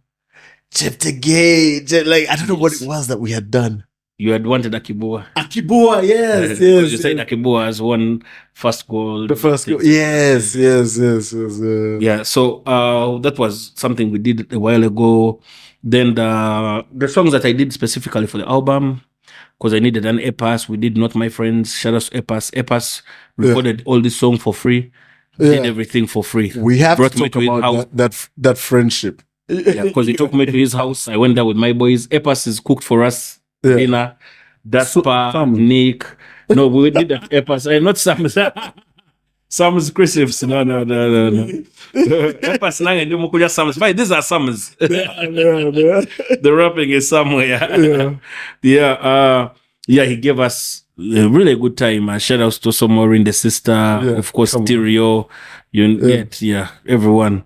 Mojo, the guy for Chajuko. Yeah. So that's like family. We went there, did Not My Friends. The song was done by Sam Lamara, the instrumental. Yeah. But I didn't record it with Sam. He just gave me the beats, everything I did it with Ep5. Yeah. Then Nkola Mpia is an old song also. You can see, and made it on the album. And then we just released the video this year. Not even the video, but the visualizer. She did say you get? She did say she wants to shoot the video. Yeah, let's do it. 100%. She said that on the SoUG podcast. Yeah, let's do it. Because that's actually one of my plans. I'm going to speak about videos as well. Yeah. When we did Nkola Mpia with Keko, done by Mio Med. Yeah. You know, lovely instrumental and everything. But then Mio lost the files. So Ethan redid everything. So that's the new version that made it to the album. It was redone by Ethan. But the tag still says no, it's still Ethan actually. We don't even put a tag. I don't think we do. We just put Ethan's that tag, yes. So that's an old song, like guys can see, 2017. And even my verse, I never re-recorded it. Did we? What I recorded that time and did, that's how it stayed. Did you guys come up with that when we had gone on whatever with Keko tour? Yes, when we did the tour with Keko in Fort Porto. So actually, that's then the next day. Or like after 2 days. When we came back. Because Keko then traveled after like 2 weeks. Oh yes, of course. You get? So you can see good music stays. Because I released the Nkola Mpia when I came back from Kenya this year, 2023. I was in Kenya, I think in 1st of Feb. Yeah. So I think when I came back after like about a month, February, March, in March, we released it. Dropped it, You get as a visualizer and as a because you had the visual, those stuffs from and so that's one. So you can see that wasn't planned. Bekwasagwe were in lockdown. Things are crazy. Then I'm like, let me do a song to give guys hope. You know, like people say, me I say, Flex can give quotes on his statuses. He can post inspirational things. And I'm like, I'm not only putting inspiration for you. I'm also putting it for myself, you know. Yeah. Like it's also reminded myself, I'm not putting it for you to be judgmental and think like, oh, people who post those things, but they're drinking. People who do this. You know, people have a lot of things to say. Yeah. Like with, you know, they'll judge. Yeah. No, someone can post. Yeah. You know, I am a sinner. And someone might be a Christian. A girl can be a Christian, but go and attend branch. Like dress the way she wants and attend branch. It doesn't take away her faith. You know, we get it wrong. So that's annoying that. So me when I did because is the Kampala boy going to perform at Kampala branch? When is it? I don't know. So when you did Mikwasagwe? Yeah, so when I did Mikwasagwe, for me it was a song of hope. It was a song of encouragement. Like you're giving it to God, like you're giving it back. You know, you don't know what's happening because COVID, people are dying left and right. You know, hospitals are full, things are crazy, money is like this, and hospitals like there's nothing you can do. So I'm like, we're giving it to God, you know. And I also wanted to start off my album with a single like that. So it was the first single of Kampala Boy. And then a song like Mandem, I did it when my album was dropping. Like I was sending it for mastering, I think like 2 days away or something like that. Then I recorded Mandem. We spent a night in studio because we couldn't with the Mandem. We couldn't go back home because of they don't allow us to move. So we did this. We did Mandem in studio. Actually, not many guys. It was just Danny, Navio, and Navio and Mio. That was it. Then the Daspers just came to see us the next day. So that is Mandem. Wake. I hit up Wake. I tell Wake, oh, you know, I want something different for the album. So can we create like a poem, you know, like spoken word work? And then I gave him my ideas, and then I gave him a couple of words and some things that I would want to hear from it and things like that. gave him the direction. He sent me the first sample. I told him, let's change this one like this, let's add this like this. Then he sent me the second one. I'm like, this can work. So that's also how that was. The song with Kemish and G's, we recorded this. Everything we're doing it at its own pace. We did G's, we went to Commission Studio. Because I said they may give him the creative space, they may give him all that. So we did you were G's. the one who was giving him that. So that's fine. So we did G's from Commission's place. Yeah. The previous songs I done with Commission, we did a song Me, Commission, Big Trio. Yeah. It was produced by The Wizzy. Yeah. Also that song, it was us. I came up with the idea of the beat and all that. So that was a song, a single that we did. So on Commission's pages, it's called Addicted. Yeah. So this one I gave him the direction, everything. We did it from their own studio. So that was that.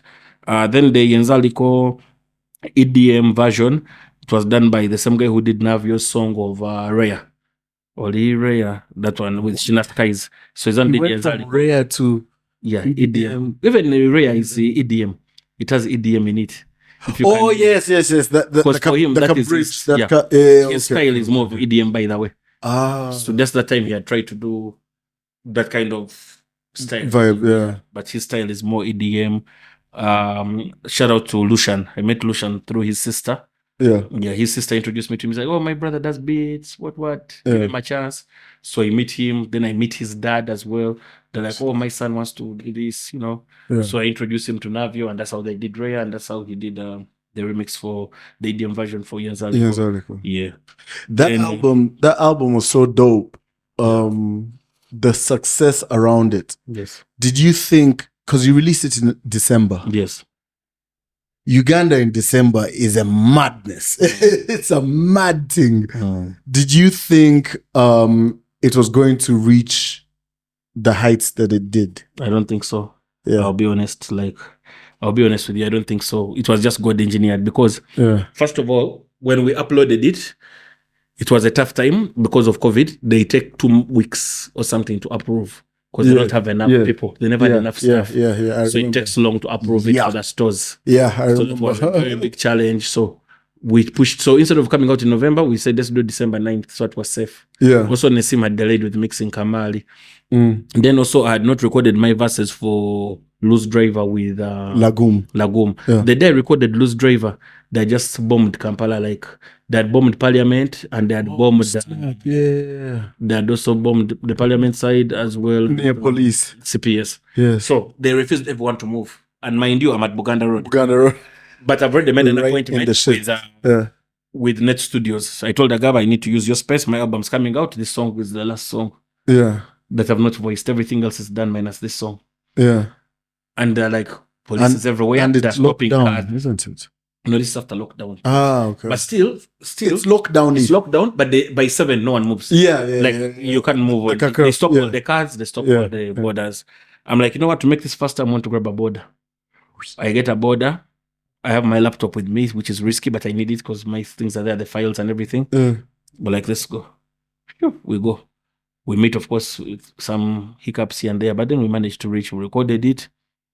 Then we came back. That's how I did it. And we recorded that thing because we know that we don't have time. We had not written the verses for Loose Driver, and I had to do 2 verses. I wrote the verses, like, I think we finished our whole song like an hour and a half with the verses, everything. We had to do everything from there. There was no time to waste. Yeah. You get and Net Studios also, they closed early because of that whole thing. And also, so like, if you think about it, Uganda Road, Net Studios, just the distance is crazy. Yeah. Quite far. So that's how that was also created. Yeah. It wasn't easy to do that. But the success of the album, you're telling me. So when I put it out, minus the whole time thing of COVID and whatever, I uploaded it as Afrobeats and which other genre did I put? I never put hip hop. And I did that on purpose because I never wanted to tie myself in just the hip hop bracket. I never wanted to do a top 10 album, but in hip hop category. I want to challenge myself. But even if I'm not put in the hip hop category, I'm this other side. So now, like I said, it was God engineered. So God blessed us. Everything worked out well. And we're just competing now with Azawi. Like she's the one who was on the charts. And yet at that time, there were many big albums. Of course, the first time when it comes out, coming from 24 all the way to number 1. And so same day Rick Ross released this album. So I was like, December 10th, it's also Rick Ross's release. I'm like, it's Rick Ross. But you know Ugandans, how they support those Americans. You go to those chats and see. And Americans album will be selling more than yours. Yeah. Weirdly, Rick Ross, we hit him. Yeah. We did better than him for Ugandan fans. Like they prefer to listen to this. Yeah. So it was like top 4, were number 2, things like that, until number 1. But anyway, I didn't see the success. I never expected that. Then the first 2 days were 10,000 streams, just the first 2 days for hip hop album on AudioMac. So AudioMac sends me the things that are called something, trending something, or I don't know what you call them. And they send it and I'm like, what? Like on God, I was surprised. On God. Yeah. Like on God, I was like, God, this is so big. Like I was grateful because we didn't see that. We didn't. So many guys don't have iTunes. Many guys don't have Spotify. They do have a lot of AudioMac and Boomplay. I was like, this is big. Yeah. And for Boomplay, when I never saw the stats because you can't see them. I don't have an account with them or something. Yeah. Although I wish we would have got something like that. I think it would have been crazy as well. Because for Spotify, I posted them the next day on a Saturday. I was going to Will Calvin Entertain and I posted the Spotify streams and they were crazy, like in one day. Yeah. Then also trending on iTunes, trending also in the top 100 songs of Uganda. I had Kamali and something else. I had like 2 songs in the top 100. Me and you like have talked on the side and I've told you about Kamali. Yeah. I mean, I've talked about it now. No, we are going to shoot that video. Definitely. Because this December I'm shooting that video. Kamali. Like, you know what? Like what's crazy? I know someone will be like, you released that thing 2 years ago. And this when you want to shoot a video? No, like we do music differently. Yeah. Adele chooses when to release. Yeah. I'm the hip hop Adele. Like I'll bring that Kamali after 2 years and I'm promising you it's still going to do something. Yeah. No, I'm not brag, but on God, Katunda is involved. Nigga. No, Katunda is involved. It's going to do something because it's not about when you release it, although urgency it's how. Key. Yeah. Urgency is key. I support urgency. We were together last year. Yes. In Nairobi and everyone, yes, you have Cheptegei, yes, you have Mbikwasa Gwe, yes, you have Nzealiko, but everyone gravitated to come. Actually, last year in October. In Nairobi. Shout outs to Antonio Sol, DJ Gaza King. Gaza. Shout outs to the guys at Musieto. Museto. Yeah, Museto. I don't know these things, man. I brought the S. Museto.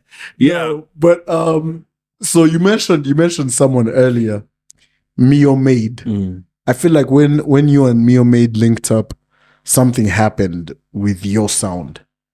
Like yes, I mean we're hanging out a lot more, and you see how us guys operate. But like like if they say Navio and A.k.a. and they say Rionga and Josh SB. You know what I'm saying? Like when they talk about, I think when it's going to get to a point where we're going to start saying Flex and Mio. There's something that happened. Can you tell us how did you meet Mio? Where yes. and what is that thing? What's going on there? For Mio, I met Mio through Case House. Shout out to Case House. Yeah, Case. Case House introduced me to Mio. Case House came to my house back in the day and was like, yo, bro, there's a guy, he's so hard. He's like good. You should listen to his stuff. I'm like, okay, let me listen. So that's the first time I used to listen to Lamu. They played me stuff. Mio had done stuff for Lamu. Yeah. Mio had done stuff for Tony Black. He had done stuff for a guy called the Luzira Boys, basically. Yeah. They weren't really known. So I listened to it. And the songs are not well mixed, but I still picked something. I knew. Yeah, I knew there was something. Yeah. So the first song Mio ever sent me was Yanzaliko. Never asked him for the beat. I never asked him for the I'm saying do it like this or what. No, it's the first thing he sent me. And when he sent it to me, we didn't write. We also wrote it in studio, so that we keep it authentic. So we did it from studio and we recorded this in a garage. To have that as the first song. Yeah, and we did this in the garage with a mattress on the wall, a fake microphone, what everything raw. They were even not using iMacs or whatever. But now we have iMacs, and new things. But yeah, for real, we graduate, like people grow. So Mio is not the Mio guys used to know. Mio is now he's a bad man. Yeah, he's a super producer, like he's up there. You get so we had the mattresses on the wall, these basic things basically, but we did that song. Then the next thing I did with him was with Tikon, called him Polida. Tikon didn't really push that, but like they say, you can do as much as you can do. If I've given you something that's good and you didn't really do much with it, that's not on the artist. You get So then the next song May did with him, me, our own single. So that was the third recording. It was Level Up. So from there, things go crazy. So, and then from there, Mio gives me the instrumental for Banji, the one that we did with Navio and Daddy Andre. And there we just shifted. Navio just started this studio in Najana Nkumbi. Yeah. Those are the first things we did. So we did Level Up from Najana Nkumbi, and we also did Banji from there. Because for Chapter Gay, it's also by Mio, but I never did any verse on it. I just did a chorus, and we let it be. We just did a chorus and let it be. So I can't say like but it was a project. What does he bring out of? What do you think he brings out of? When I listen to his beats, he had the sound that was trending in South Africa at that time. The Irises, the Nasty Cs, the a.k.a. Caspanyo Vest, like Doc Shebeleza, songs like Fumakin and things like that. Mio had that. His piano, because he's playing the piano live, and then he has those strings for... He has the kicks also for hip-hop. So Mio brought that out. Yeah. So when I listened to that, I was like, yeah, I can do this. Because I'm still doing songs with Ethan. Ethan did in Bikwasagwe. Yeah. You get Ethan does perfect music, clean. So I know Ethan's going to give me clean music. Nkola Ampia clean. His work is wow, like so beautiful. But then I wanted something grimy, something, so that's why I went. When I wanted to do the song with Ep5, anyone could have done me that instrumental, but I called Sam. Why I called Sam? Because I know Sam has done those hard kicks. So that song with Ep5, not my friends, I knew Sam was the perfect person for it. And I wanted to do like dancehall love songs, simple things. Ep5 is like, he sent me a chorus, he's like, this is the best idea. Let's talk about friendships. Let's do this. That's the thing. But I went to Sam for that. So I always have that thing. I know this one will do this. This person can deliver this. Great. So, but with Mayo, that's how it has been. And we're still together up to now, like working different music and all that. Yeah. There's a lot of stuff. You have a thing now, this whole nurturing thing. You're working with a lot of young Ugandan talent. Who would you say, there's my favorite rapper in UG is Maximane, right? Saint Maximane.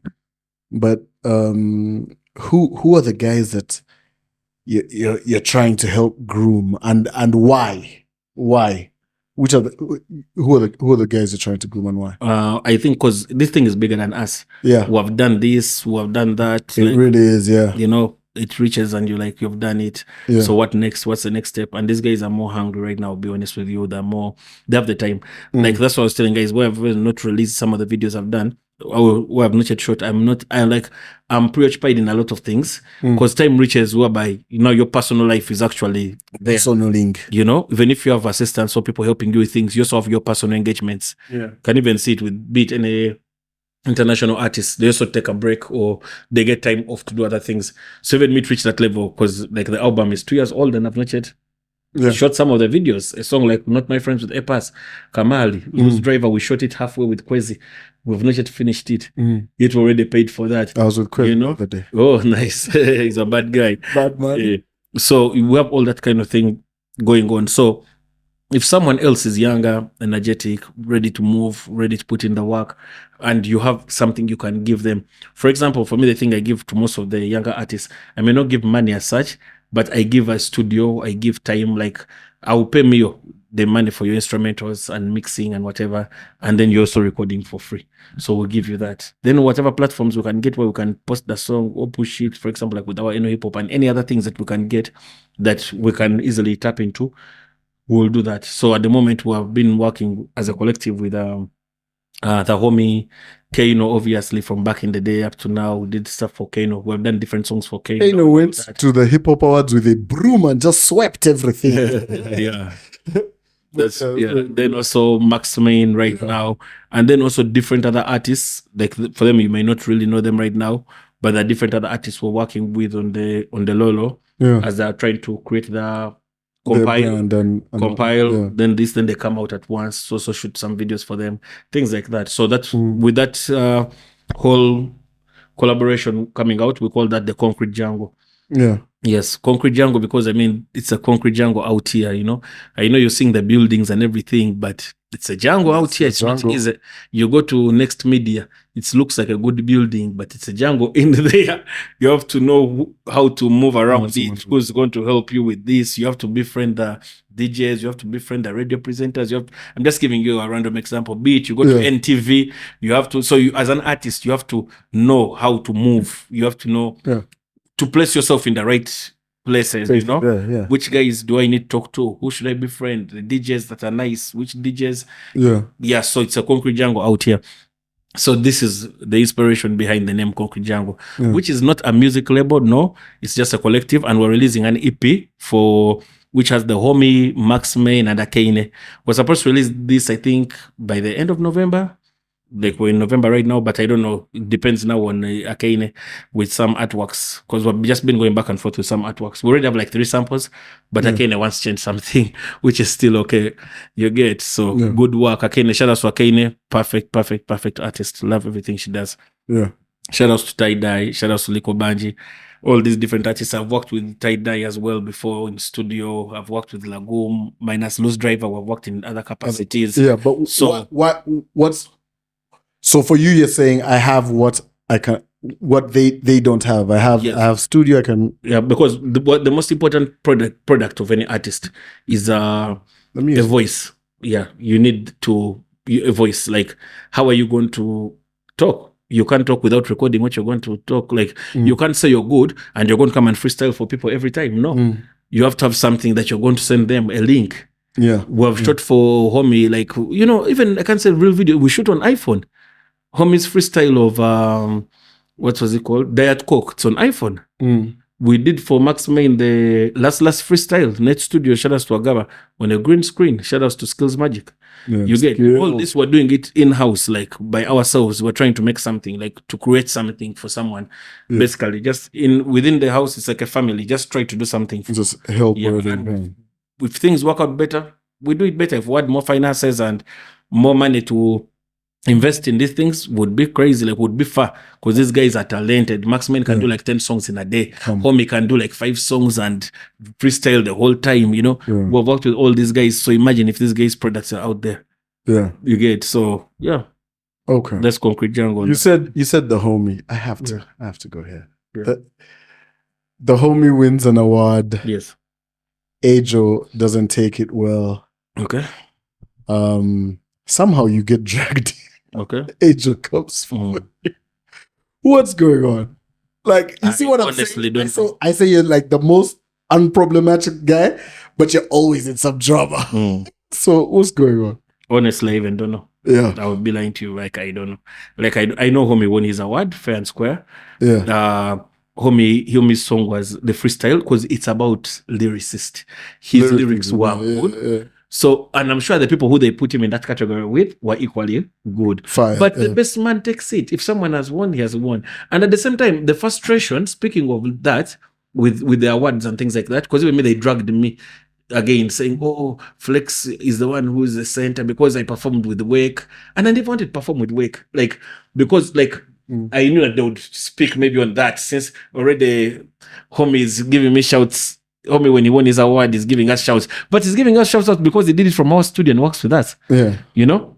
Then someone else came and gave me some shout outs or something like that. So the next day, when these guys are talking, oh, Flex, things were centered about him. Because again, I perform with Wake.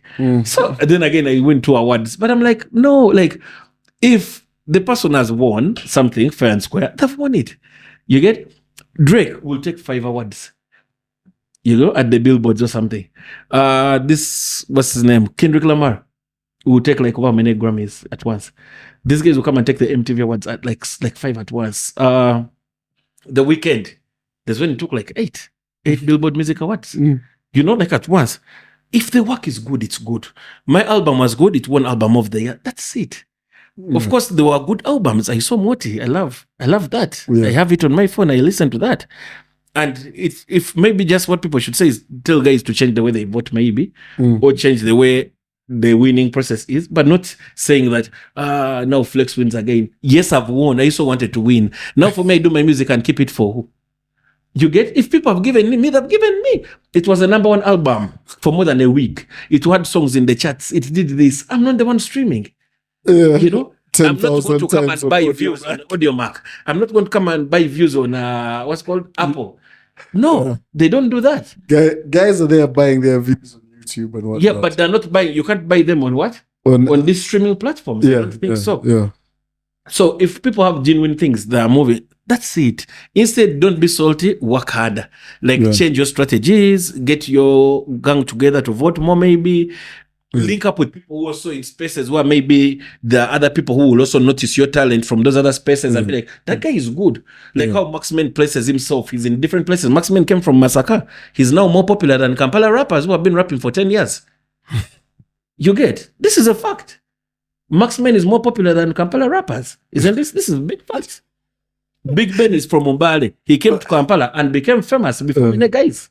In the hip hop space, Big Ben created a name in a short time before many other guys. But what did Big Ben do? He was putting himself in the right places. You get? He was moving around. That's it. Don't be salty. Change, like, because many rappers are entitled. That's the fact. I've seen it. Even a rapper can get pissed at you for something that it's not in your control. Do you get? Era, they had to pick those guys to us perform. They call you on NBS for an interview, maybe. Yeah, they had to pick him when they wanted rappers. No, like, it's not your fault. But then, also, like, what you're saying there is very true. I just have to, I don't even want to be in this conversation.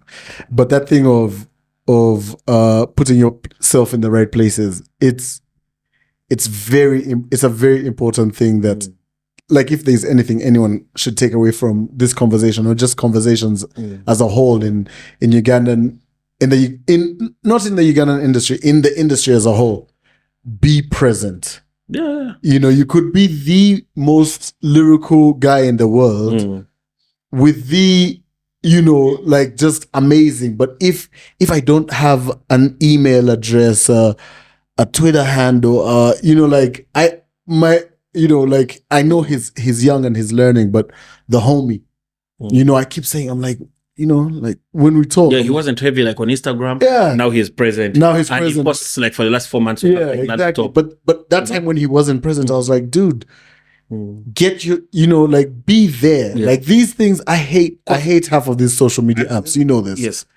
But, like, I'm there somehow. Yes. So I think it's about making sure that you're present, making sure that you're in those spaces. It's something like I spoke to homie about this thing also for now like 2 years. It was from last year is when we started working properly, from last year and this year. But I would always tell homie, you have minus the music, because the music you're good, the lyrics you're good. Yeah. That's good.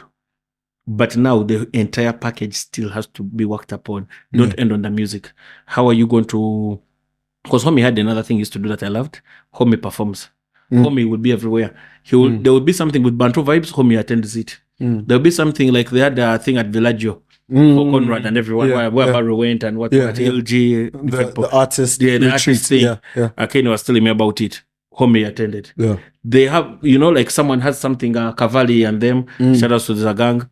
When they're doing something, Homie is with Zagang. Yeah. When there's something at Panamera, someone's doing something, what Homie is at that thing. Yeah. So he's present. Yeah. Which for me now, I don't have that hunger, to be honest. Like they say you have to be hungry every year. Yeah, it's true. But now I'm hungry in other spaces.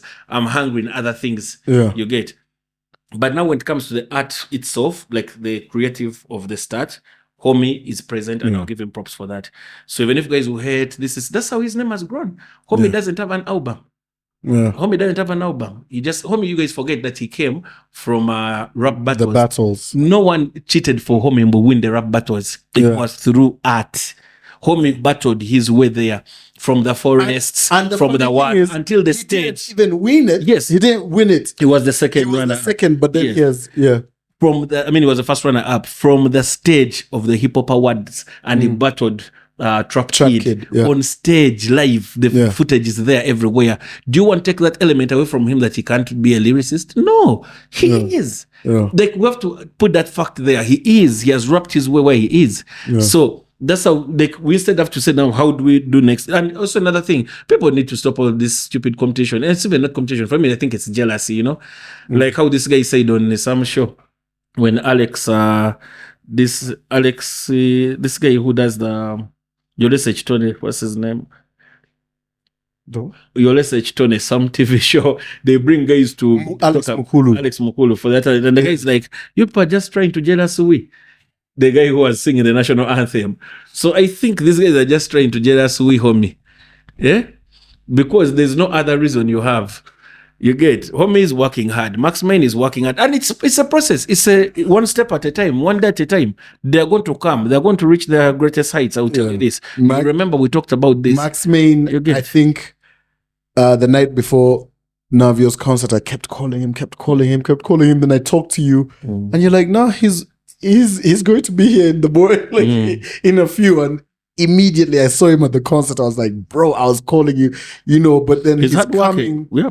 He's coming from the other side. Yeah, and now they've started their own studio from Masaka. Yeah. Which now helps him because he used to record, comes to Kampala. Then Masaka was recording in cheap studios. Now they got a proper studio and everything. Him and Dawson. So shout out to them for that as well. Fire. But yeah, speaking on that, entitlement and everything, the hunger is there. But you just put yourself in the places and what. You'll meet a producer.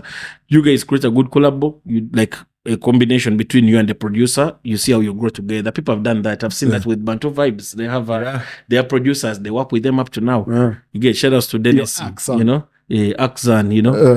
all those Chef Barry and them, these guys are doing their thing. So, and they're doing well in their space, They really are. They're moving as a collective. They do shows together. Yes, absolutely. You get? Absolutely. That's a brand, like their presence. So, I think that's how it's supposed to be than talking too much. Everyone has an opinion on social media. Yeah. Everyone, again, has a right to even you, like to what you do. Oh, you know that thing. No, like I thought you were bringing me up. I was like, no, to any person. Like they have a right to what you do. This thing that Flex did this time.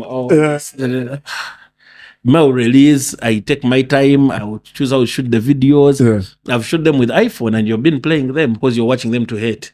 You get so we keep moving. Like the industry is really crazy. But the real ones. Tell me about starting Eno Hip Hop Festival. What was in your mind? What inspired that? Why? Tell me about that. Eno Hip Hop, first of all, just like the word itself, Eno Hip Hop. This is hip hop. Yeah. So for me, I think Eno Hip Hop was started as. I want to be honest. When I started it, I hadn't called it Eno Hip Hop. I'd said Eno Kampala. Yeah. Yes. Thank God it changed. Yeah, but you get it. I know I ever love Kampala. Yeah. But when we did it, when I started it, the whole idea for Hip Hop, first of all, was to create a platform that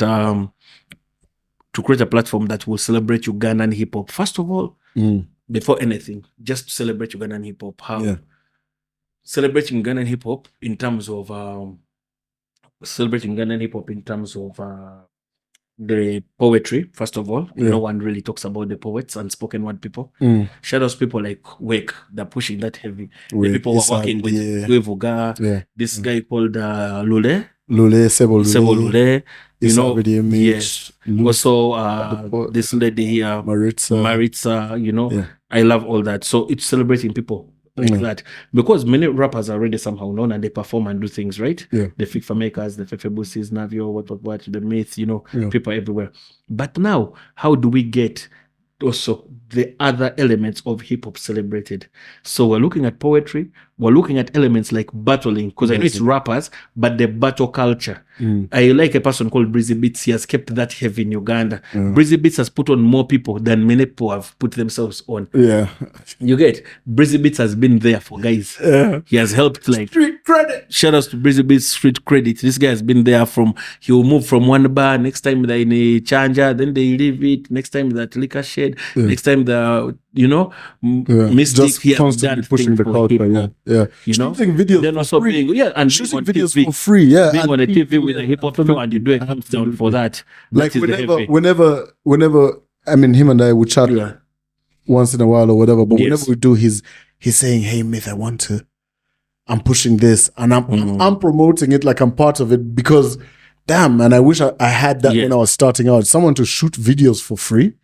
These guys should be taking their songs there and shooting every day. Yes. So because now, so it was to help with people like battle rappers, Yeah. to help give with now battle rappers. That's the culture. Then there's some people who don't want maybe to battle, but they still want to be present. Yeah. So that's giving back through ciphers. Because Yeah. even some people became famous in Uganda through ciphers and Yeah. they Yeah. all star songs. Yeah. Even Yeah. if they don't know why they call them all stars, because some of them don't have stars. Those things they call those compilations they used to make. Mbaya UG hip hop what all star. I will have a list. Anyway, Katinawe, to give people such chances, maybe also like ciphers, then also to create graffiti people. They're no longer too present. Yeah. Back in the day when we were growing up, like we used to see people like Zenson. Zenson. Every I got a event t-shirt of will be Zenson tagging. when I was in school Yeah. in Seta High. Crazy. Because I had done a song called Mukube Blue and I watched him on TV. So when I not Seta High actually, it was Chitende. So we put on red shirts and my shirt was Kampala Sichibuga Chabafala. Yeah. And I made him to buy that t-shirt, I remember, at Rouge. Yeah. Fast forward, I didn't even think Zenson remembers me, of course, and everything. Zenson Why aren't you talking into the mic? Sorry, Zenson attends. I didn't remember that. Didn't think Zenson remembers and all that. Zenson attends the Not For Sale mixtape and was the first person to reach. Yeah. Yeah. And he bought a CD. Of course. Zenson is doing something that's very important that I think you're also doing with Eno Hip Hop, which is documenting the culture. So, yeah. So anyway, that was with Zenson. Graffiti, for example, so we want to bring that back for people. DJ. Then also, yes, so also the DJing culture, which is not just about mixing Afrobeats and what, but also bringing it back with like a DJ has a hype man as a rapper, they play with the beats, they change hip hop songs, they mash them up, can get your instrumental, and then they, like your 3-piece, they use your 3-piece to mix it on another song, maybe a Blizzard song, maybe a song of Fefe Busi, maybe a song of Sn2 said, that kind of thing. Yeah. So that's also another element that we're trying to look at. Then at the same time, also we're looking at the performing aspect of it. Everyone should have a chance to get on the stage. To get on stage. Yeah. Everyone should have a chance to speak. Everyone should have a chance to say, because we don't limit anything, because everyone has a story to tell. Everyone will come in his own way. Someone might rap on a dancehall beat. Someone might rap on an Afrobeat. Someone might rap on an old school. Guitar. Someone might For us, it's hip hop and its elements. We're not limiting people. Yeah. Everyone has a story to tell, and that's what we want to do with this. Yeah. So at the moment, we're looking at the platform. For example, we have the social media, Facebook, Twitter, and Instagram. And what we're using it for at the moment is promoting people's songs. Yeah. Because that's what we can do at the moment. But we have bigger plans to expand, like have interviews with people on the show. 5-minute interviews, 10 minutes. People talking about their songs. People discussing this. Have ciphers with people. So we're trying to see which collaborations we can make with different people. And make it happen. Yeah. So at the moment, we've been working with Nuve Live in terms of the culture. Yes, we're working with Nuve in terms of the culture to help connect the dots from each side. Because we have what we can bring and also has its strength. So that's how the collabo is working at the moment in that angle. Is Eno Hip Hop Festival, do you look at it being annual? Yes. I know the first one that we did was in lockdown. Yes. Restrictions like crazy. But you managed to get a Calligraph Jones. Yes. You managed to get like Bamboo, the legend. You managed to get JB. Do you see a point where you're getting a Calligraph here in Uganda? You know what I'm saying? You see now, people would think hip hop is just strictly Ugandan hip hop. No, that's why it's called This Is Hip Hop. However, Uganda is our first priority. Yes, 100%. Uganda is 90%. The reason this is done. Yeah, we want to care about regional artists first. Yeah, we want rappers to attend hip hop from Mombale. Yeah, we want to attend not only Big Ben. You get because we had the Big Ben on the first edition. Which other person is there? We want to get someone from Gulu. We want to get someone from Fort Savali, Fort. We want to get everyone Barara. Yeah. So regional. That's something we're looking at and respecting. Yeah. Then when we finish getting the regional guys, who in Kampala here is been there, like maybe let's say legend, but he has not been working. Like not even say working, but he has not been performing. Yeah. He has been on the low, but we need to give them their flowers. Yeah. We need to have them back on stage. Yeah. Let them also perform. So people So so that is the first priority to us. 90% is that. These other artists, for example, we had Bamboo from Kenya, we had Calligraph, we had Kadiatu, who was second runner up from Idols in Sweden. Yeah. We had all the A-list artists from Uganda, Babaluku, Clear Cut, Navio, the Mith, JB, So that's basically Clear Cut. We had Papito Adrenaline. and Langman are going to look at you like, are you this? Yeah, Adrenaline music. Yeah. Sn2 said KSL. Lyrical. Lyrical G. Lyrical G with a broken leg. Yeah, man, I'm telling you, this is crazy. This Congo Loco, you get Rafrika, you get different people. So Taka HD, shout out to Taka HD. All these different people. Tushi Polo, mad love for Tushi Polo, all these different people. And then the whole group they brought who did the song for Bad when they did that thing. Yes. So shout out to all those guys. Track. Yes, so that is Eno hip hop, Ugandan thing. But Ugandan, like making Uganda as the first priority. But definitely, like we said, this is hip hop. If we get a sponsor never to Kendrick Lamar, why not? But because we're saying this is hip hop, no, it's hip hop, so he has to come. You know what I mean? 100%. Yeah. So that is the thing. So on that question, we are definitely going to look out for artists. We can even bring people from US. We can bring like Canada. We'll bring any rapper that we know is good. People want to listen to them, the art, and we do it. Even we can bring, because we also have a workshop that we're doing. Yeah. So we'll be doing like yearly workshops where we just talk to people about branding, and it's just mostly on hip hop. Yes. Yeah. Branding, for example, the merchandise, clothing, and everything. How to distribute your music online. Many rappers don't know how to distribute their music, like on DistroKid and all these things, CD Baby and all that stuff. TuneCore. So we can have people just on that. Then also your publishing and copywriting. Then also we'll have DJing sets for people who want to branch out to learn, just specify in that. Shout out to Almost Famous DJs. I was talking to them about that course.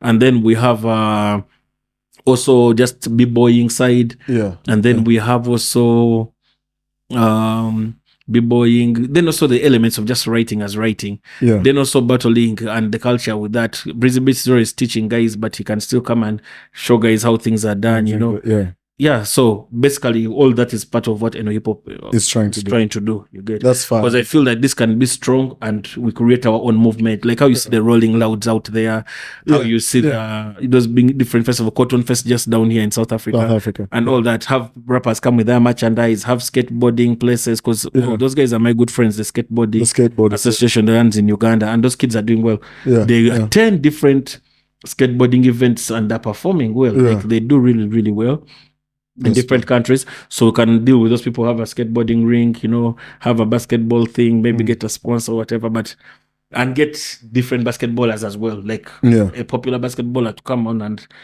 help these guys as well. And also even have, it's also, and they also, another thing with this Eno Hip Hop, with it going ahead, it becomes its own academy.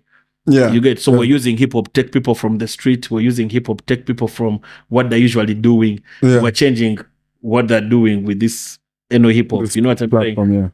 Yeah, than someone just always being good, like, there are many rappers, like, or even not rappers per se, artists, young artists in Uganda, who just need a helping hand. Be it guys who sing, they're all there. They want to be on TV, they want to perform, they want guidance. Yeah, very true. They want guidance. So we can do all that kind of stuff. We can set up booths for people, like when we're doing those workshops. So during those camps, we can learn how to record. And also even someone can record experience at the event. So that's fine. So God's blessings and guidance. We pray that works. Yeah, that's just a process. But that's the whole vision of Eno Hip Hop. That's dope. Yo, man, I'm happy. I'm happy with this conversation. What next for Flex the Paper? What do we see happening next? I want to release an album. I want to first finish the videos.